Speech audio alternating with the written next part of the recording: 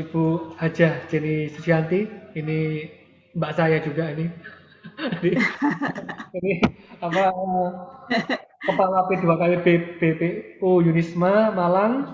Beliau lektor kepala, lahir di Madiun 24 Januari 1967. Beliau alamat rumahnya ada di Jalan Opak 21 Malang Jawa Timur.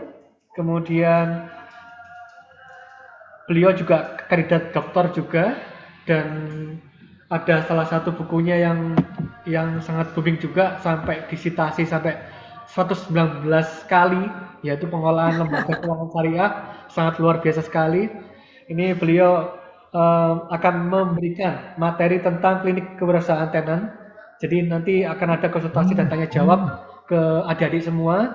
Nanti yang bisa sharing, monggo saya persilakan. Jadi waktu dan kesempatan saya berikan, Bu, monggo. Nggih, matur nuwun Pak Tito. Assalamualaikum warahmatullahi wabarakatuh. Adik-adik sekalian, semangat ya masih ya. Saya cuma butuh waktu sedikit aja deh, nggak banyak-banyak ya. Karena saya tahu kalian semua lelah ini ya. Mas Fajar sampai sudah loyo ini, Mas Fajar Mustafa ini ya. Oke, baik, mungkin saya nggak mempresentasikan banyak ya. Saya cuma ingin menyampaikan aja bahwa kita di P2KIB itu kita sudah memiliki beberapa channel, termasuk juga kita punya marketplace P2KIB shop.com. Jadi nanti teman-teman yang sudah punya usaha ini bisa buka lapak di sini. Nanti caranya seperti apa, insya Allah nanti di minggu berikutnya, jadi mungkin sekitar seminggu 2 minggu lagi, kami akan meminta kepada pengelola untuk p2kibshop.com ini untuk menyampaikan, ini gratis ya, fasilitasnya buat adik-adik yang berwirausaha termasuk tenan ya. Kemudian kita tahu bahwa permasalahan wirausaha itu biasanya klise ya, biasanya sih bilangnya keterbatasan modal ya, kemudian ketidakmampuan untuk digitalisasi ya, termasuk juga networking yang kurang ya, inovasi, pengemasan, termasuk juga dari sisi administrasi keuangan. Ini biasanya keluhan-keluhan yang terjadi itu seperti itu ya. Makanya kami di awal-awal sudah menyampaikan kepada beberapa narasumber untuk memperkuat ya. Makanya tadi kan ada yang membicarakan networking, ada yang membicarakan digitalisasi, ada yang membicarakan terkait dengan inovasi dan seterusnya tadi dari pemateri-pemateri sebelumnya ya. Jadi sebetulnya apa sih wirausaha mandiri itu sebetulnya ada loh potensinya, kita tuh bisa dapat hibah ya. Selain itu kita juga bisa networking untuk keberlanjutan usaha selain digitalisasi. Tadi yang sudah dilakukan oleh Mas Fajar Mustafa tadi disampaikan bahwa dia adalah satu-satunya ya yang menyewakan studio yang menggunakan media digital. Nah, ini kan bagus ya. Nanti bisa dikembangkan ya bersama dengan rekan-rekan yang lain. Kayak saya lihat mungkin ada juga di forum ini ya, insya Allah ada juga yang menjadi pengembang juga Mas Fajar ya. Nanti saya akan diskusi juga dengan Mas Fajar. Ini problemnya sekarang ini seperti ini ya, 2021 darurat kesehatan. Tapi mau apapun yang kondisi yang terjadi, UKM kan harus survive, harus tumbuh ya. Negara juga butuh setoran ya, setoran pajak ya. Nah, solusinya gimana? Kita mesti harus berjejaring. UMKM harus upgrade ya. Kalau kita mau konsisten terhadap jalur produk itu bagus, tapi kita juga harus mencari peluang-peluang yang baru. Tadi banyak juga sudah disampaikan oleh beberapa narasumber ya. Jadi coba sih kamu bisa mencari titik yang paling menyakitkan buat orang itu apa. Kalau sekarang kan mau cari makan susah gitu ya. Akhirnya apa? Yang muncul adalah mereka-mereka yang survive adalah mereka-mereka yang menjual secara online ya. Jadi ada informasi dari kawan kamu di Batam sana yang kebetulan dia menjual pisang. Pada saat saya tanya, dia jual pisang crispy ya, Mas Faisal itu. Pada saat saya tanya, gimana? Ada penurunan? Dia bilang, "Loh, enggak Bu, justru naik." Kenapa? Karena orang-orang yang PPKM itu lapar ya. Waktu lapar dia cari-cari dan ketemu dan pisang saya ini termasuk digemari, dia bilang gitu. Ya, ini kita lihat tren internet dan sosial media di tahun 2021 di Indonesia, lihat ya, 274,9 juta orang ya populasinya. Tapi koneksi mobilnya itu ada 345 juta. Artinya apa? Seperti mungkin yang tadi disampaikan oleh Bu WR4 ya, satu orang bisa punya lebih dari 1 atau 2 sosial media. Itu tadi ceritanya ada 10, dia punya admin 10. Nah, ini kan bagus juga ya. Ini menjadi salah satu yang harus kita cermati ya. Termasuk ada kecenderungan di Indonesia ini orang itu menggunakan atau cenderung untuk melihat WA itu 30 jam per bulan. Ya, ini yang paling tinggi WA. Ya, kedua baru YouTube. Ya, artinya apa? Nah, kalau toh Anda sudah semuanya sudah paham melek teknologi, tapi tetap ya jangan tinggalkan yang namanya WA. Ya, karena beberapa ibu-ibu itu yang tidak paham teknologi itu lebih suka menggunakan WA untuk memesan produk. Jadi Anda silahkan punya banyak admin, ya ikut berpuluh-puluh grup ya. Kalau misalnya tadi yang disampaikan Mbak siapa tadi yang tanya makanan tadi ya, oh silakan punya admin banyak Mbak, punya reseller banyak, itu nggak apa-apa. Jadi dengan begitu bisa ikut satu, misalnya satu admin punya 10 grup. Nah, kalau dengan punya 10 admin kan berarti ada 100 grup. Ya, kalau yang namanya makanan itu pasti akan dicari ya. Nah, karakteristik dari kita semua, adik-adik mahasiswa ini biasanya tahan banting. Ya, tahan banting. Fleksibel. Ya, jadi kalau ada kegagalan tuh harusnya ya tadi fleksibel, dia bangkit lagi di usaha yang sama atau mungkin pindah ke usaha yang lain ya.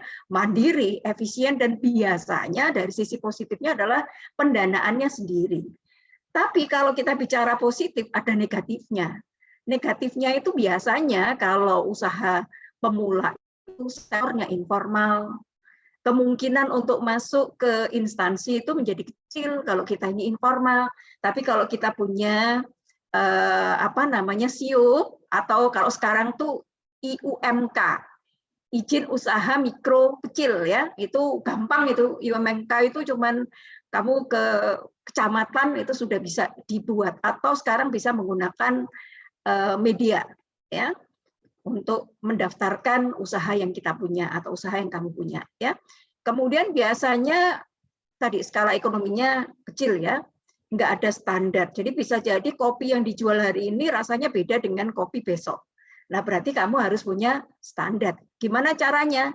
Ya ditimbang ya, pakai timbangan yang gramasinya akurat ya, sehingga kopinya itu akan sama hari ini dan besok gitu ya, supaya orang atau pelanggan tidak merasa kecewa ya. Kemudian prinsip-prinsip manajemen biasanya belum diterapkan ya, dan tidak siap tumbuh menjadi besar ya, dan pengembangan biasanya sangat-sangat terbatas ya.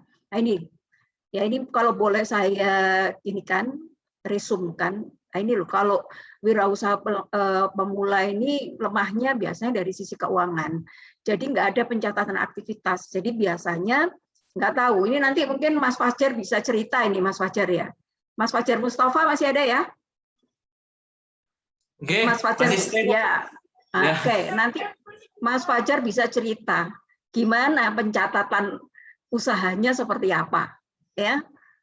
Jadi pencatatan usahanya seperti apa, sehingga nanti bisa memunculkan strategi-strategi yang berikutnya seperti apa ya. Bagi yang sudah berkeluarga, ini biasanya pengelolaan keuangan usahanya itu gabung. Nanti mungkin Mas Dharma bisa cerita ini ya, dia sudah berkeluarga. Jadi kalau pengeluaran kalau sudah berkeluarga ini ya sebaiknya sama, harus ada pemisahan antara keuangan usaha dan keuangan keluarga, sehingga kita tahu kondisi usaha dan perkembangan usahanya akan kita ketahui ya. Nah, ini loh ya. Mungkin kalau bisa saya simpulkan di sini ya.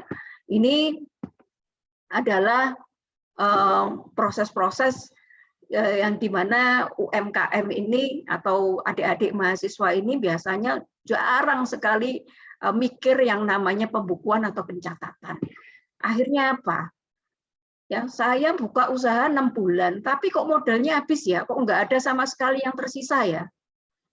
Ya, pelanggan saya banyak, tapi kok nggak untung ya? Ya, jadi ini gimana? Kita mesti apa? Ya, nah, kita harus mencatat, kita harus menganalisa. Ya, walaupun kamu bukan orang ekonomi, tapi mencatat itu kan banyak. Bisa secara manual, ya, menggunakan kertas-kertas, ya, menggunakan Excel. Bisa juga menggunakan sistem yang gratis, ya. Ini Lamikro, ini sistem yang gratis, ya, bisa ini dipakai. Saya sudah coba, ya.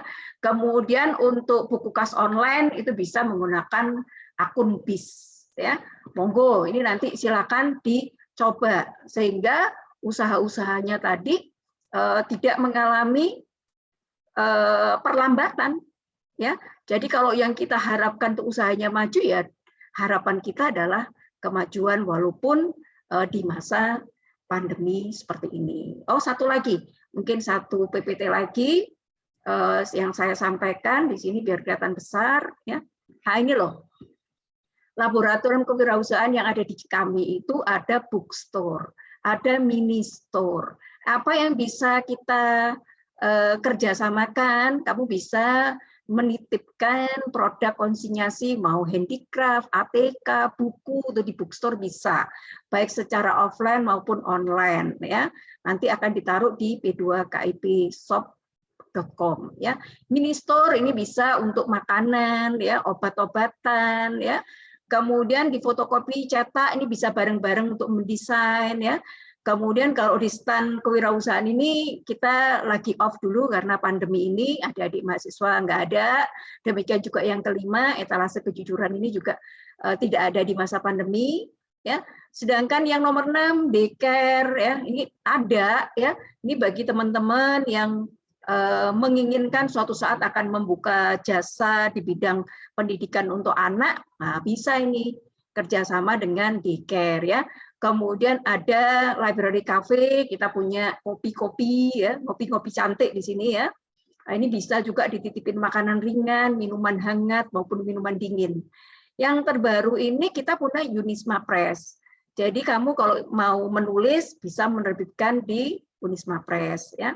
Ini adalah buka apa namanya, kalau kita mau membuka lapak di marketplace, ya, itu di p2kipshop.com. Cara membukanya atau cara memasukkannya ini kamu bisa lihat di link ini, ya. Di link ini nanti ikuti step-stepnya. Bagi teman-teman yang masih belum punya produk, yang masih mau tahu mau berwirausaha apa, itu bisa menjadi dropshipper. Kamu bisa ikut di bisonisma.com, ya. Mungkin itu yang saya sampaikan. Saya lebih senang kalau kita diskusi. Monggo Mas Fajar. Yeah. Kita diskusi aja karena ini kan klinik, ya. Iya, monggo Mas Fajar cerita. Habis ini Mas mungkin saya ingin cerita keluh kesah saya semenjak pandemi ini, Bu. Jadi boleh, silakan, santai aja. Nggih, siap. Adanya pandemi ini sangat ngefek banget dengan usaha saya. Terlebih karena usaha saya ini kan kalau dilihat-lihat itu memang berhubungan dengan kerumunan, Bu, seperti itu. Oke.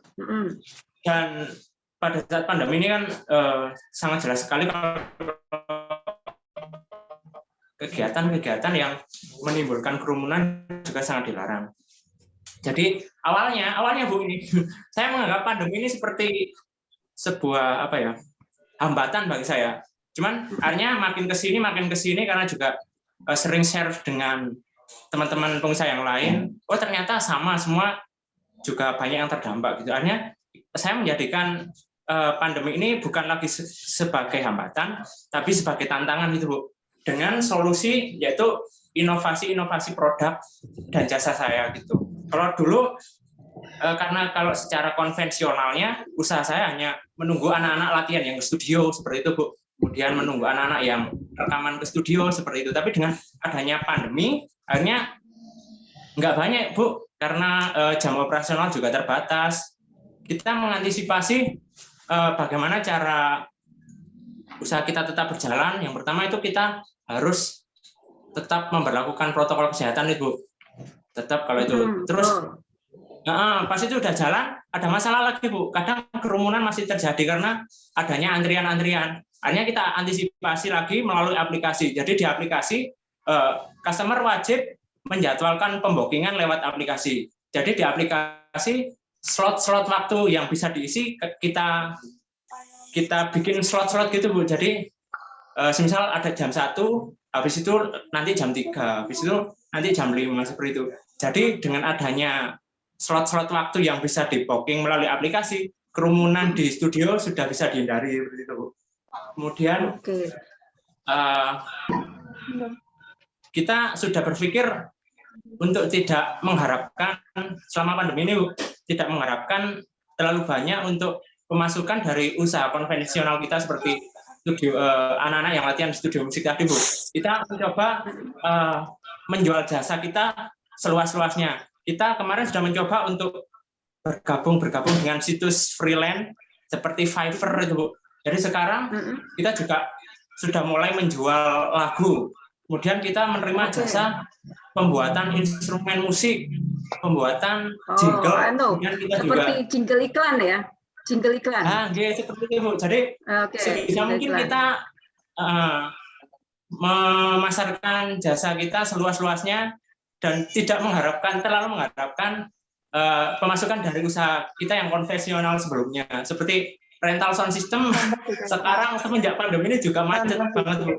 Gitu. Akhirnya kita antisipasinya, kita inovasi, belajar untuk bikin virtual show, bikin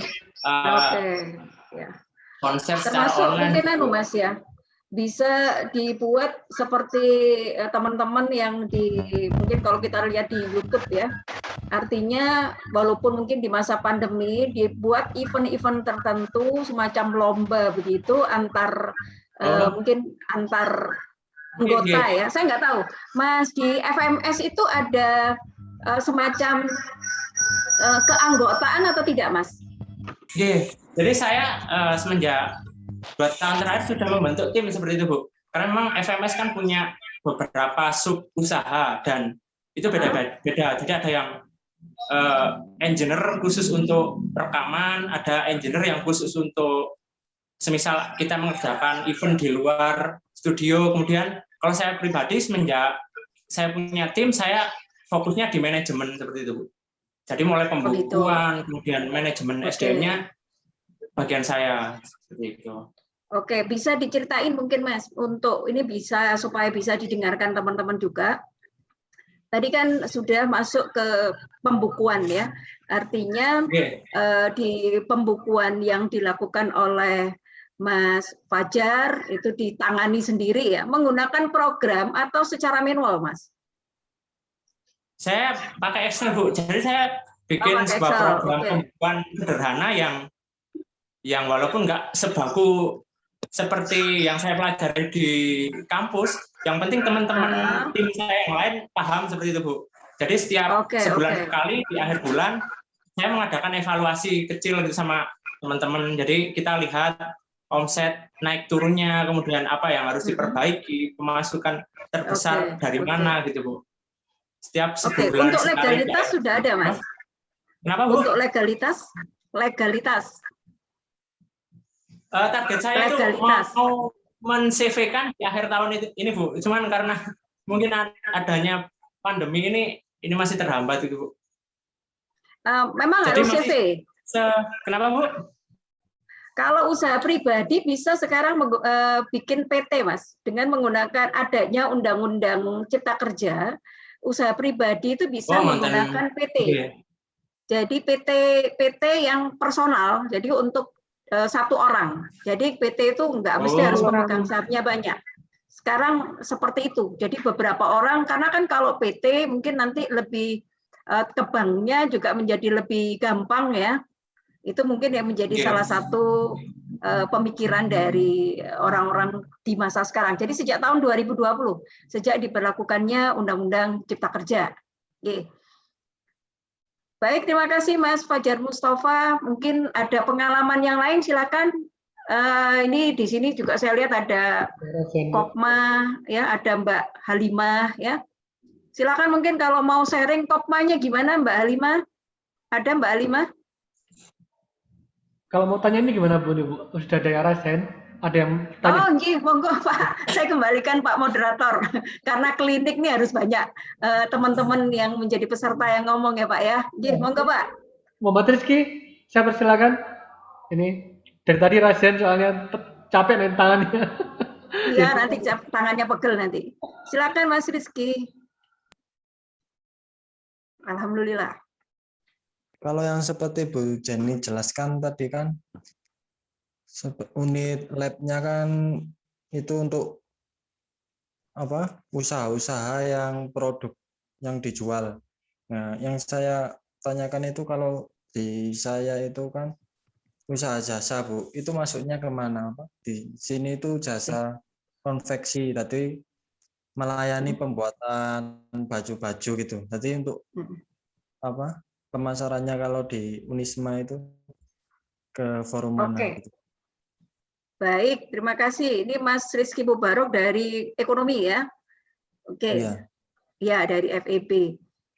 Alhamdulillah kalau misalnya memang betul punya jasa konveksi. Jadi monggo nanti bisa kerjasama dengan Ministor, Mas. Jadi kebetulan, ini kebetulan kamu nanya ya, kebetulan saya cerita juga.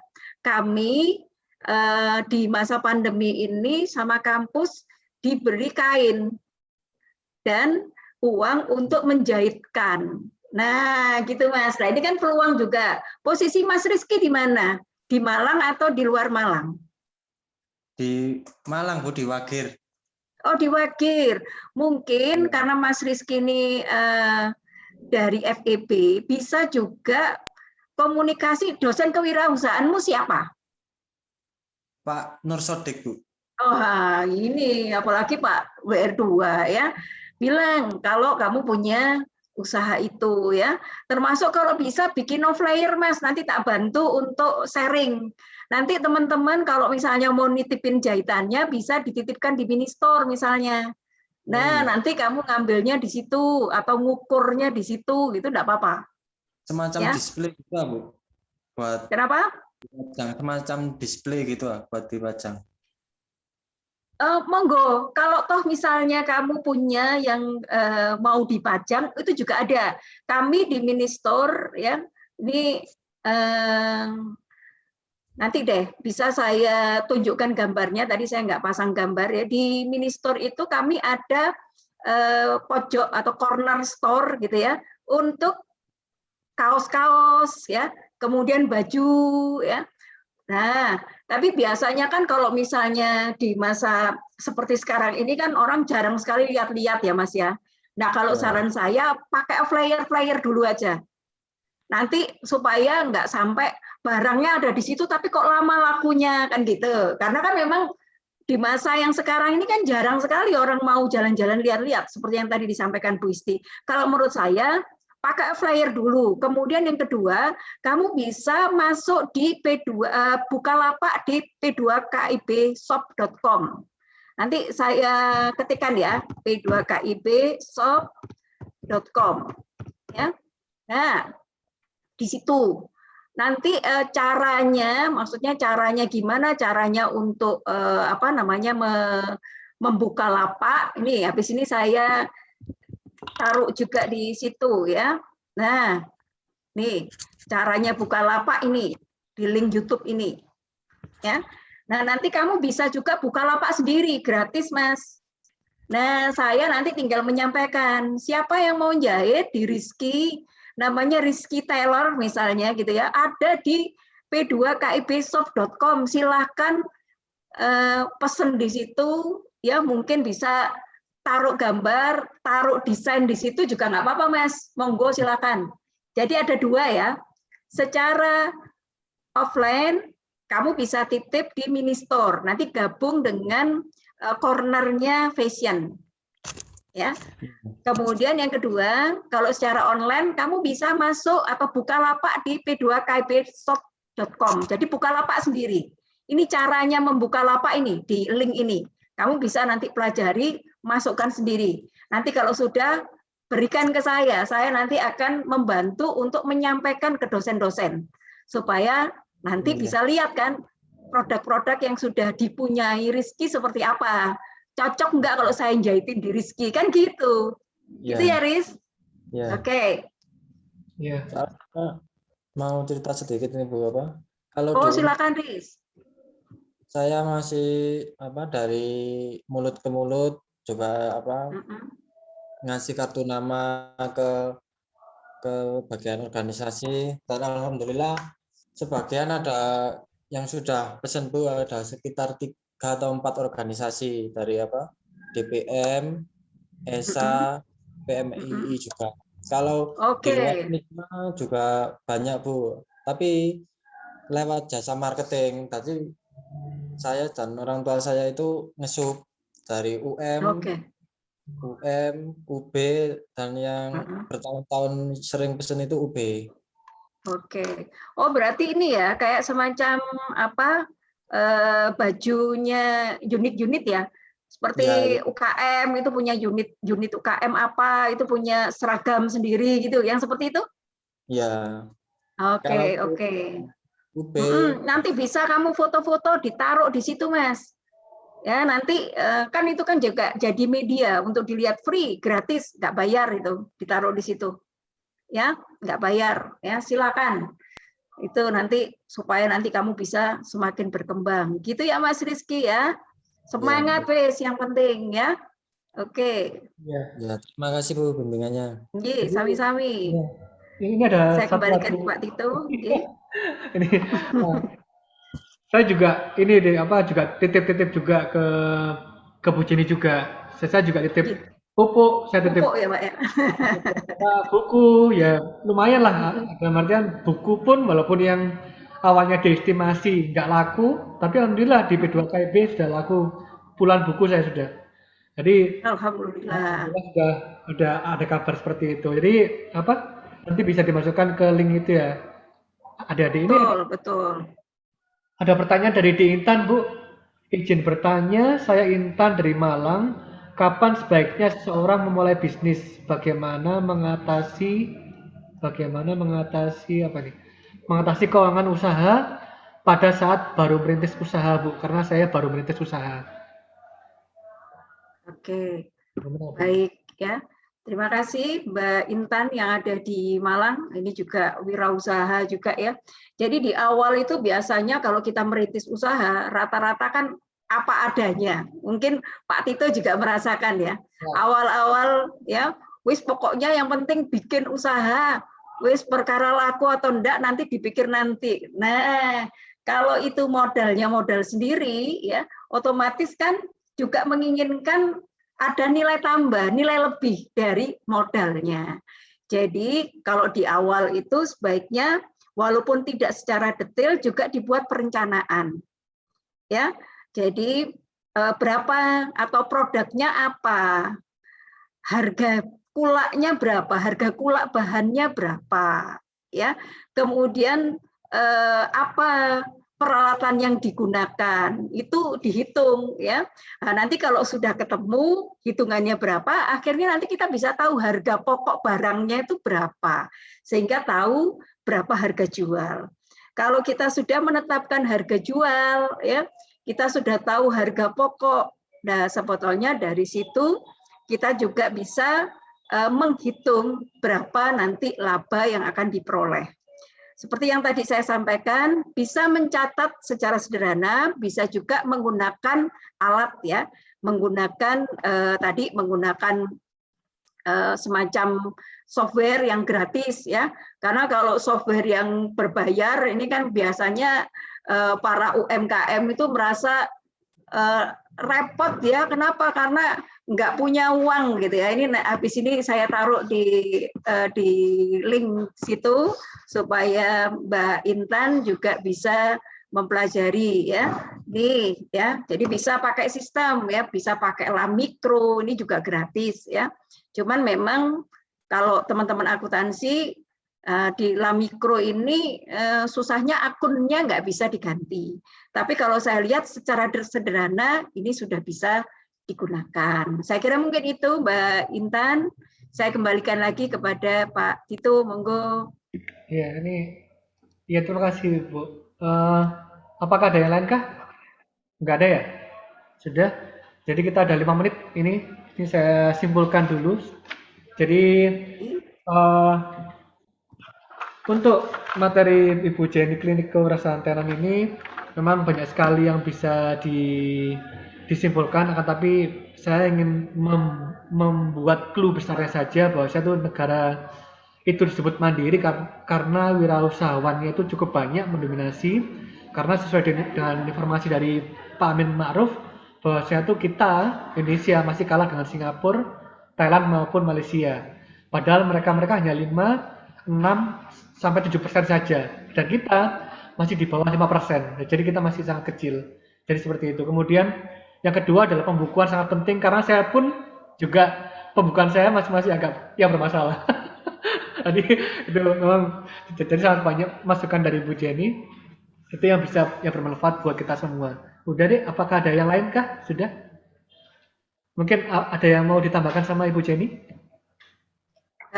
Intinya begini, kami dari P2KIP ini selalu mensupport apapun yang dilakukan oleh adik-adik sekecil apapun, apakah yang berwirausaha secara mandiri ya punya usaha sendiri, ataukah yang dari orang tua, ataukah yang nggak punya sama sekali tapi punya niat tadi bisa menggunakan dropship ya, atau yang sudah punya usaha bisa menggunakan p2kipshop.com ya, atau yang melalui jalur PKMK ini juga tadi juga sudah ada yang bertanya, itu kami support di P2KIP. Harapannya ini tadi sebetulnya saya ingin menanyakan ini sebetulnya Pak Tito, sebetulnya apa sih harapan dari teman-teman yang ada di sini?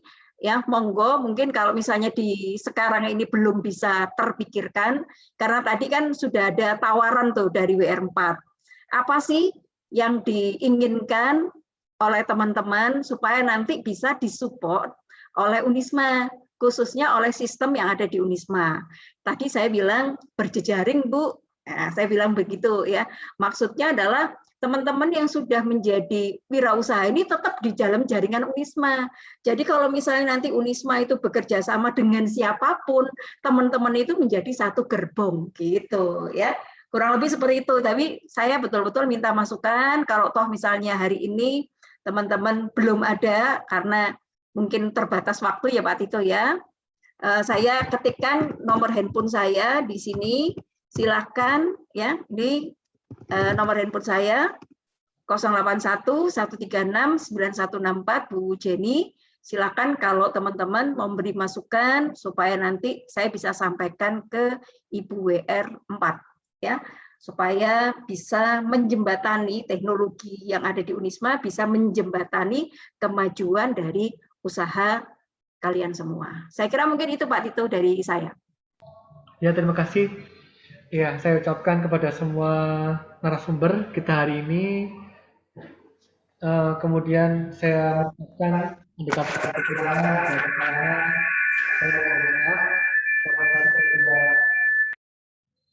tidak akan lepas dari kekurangan itu, yang sempurna hanyalah Allah Subhanahu wa taala. Ya, ini akan saya serahkan kembali ke moderator utama yaitu Ibu Ida. Monggo Ibu Ida. Saya tutup.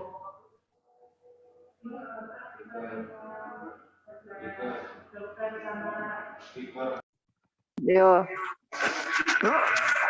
Terima kasih Bapak Dr. sama Irodat itu SSI MSI sebagai moderator yang memandu acara pada sesi kedua materi motivasi mahasiswa berwirausaha yang disampaikan oleh Bapak Wakil Rektor 3 Bapak Dr. Insinyur Haji Badat Muwahhid MP, dan materi wirausaha berbasis teknologi yang disampaikan Ibu Dr. Insinyur Hajah Istirahah Pujiwati MP sebagai narasumber yang keempat, ditutup dengan acara klinik kewirausahaan Tinan berupa konsultasi dan tanya jawab yang disampaikan oleh Ibu Hajah Jenny Susianti SE MM BKP. Demikian acara webinar nasional ini, semoga kita semua memperoleh keberkahan ilmu yang luar biasa dari kegiatan yang sangat bermanfaat ini.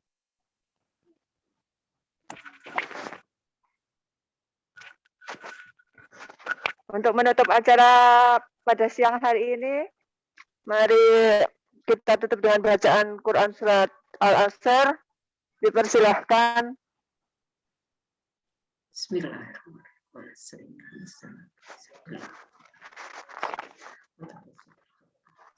Amin, amin, ya rabbal alamin. Bila mana ada kekurangan atau kesalahan dari kami, serta ada hal-hal dalam berlangsungnya acara ini sekiranya tidak berkenan di hati adik, ibu, bapak, saudara-saudari sekalian, kami mohon maaf yang sebesar-besarnya, semata-mata kekhilafan kami. Dan bila mana ada kebaikan atau hikmah yang kita petik semata-mata atas keberkahan dan kemuliaan Allah Subhanahu wa taala. Allahumma fir lana dzunubana wa liwalidina wa masyayikhina wa jami'i muslimina wal muslimat wal mu'minina wal mu'minat al ahya'i minhum wal amwat. Subhana rabbika rabbil izzati amma yasifun wa salamun alal mursalin walhamdulillahi rabbil alamin. Wassalamualaikum warahmatullahi wabarakatuh.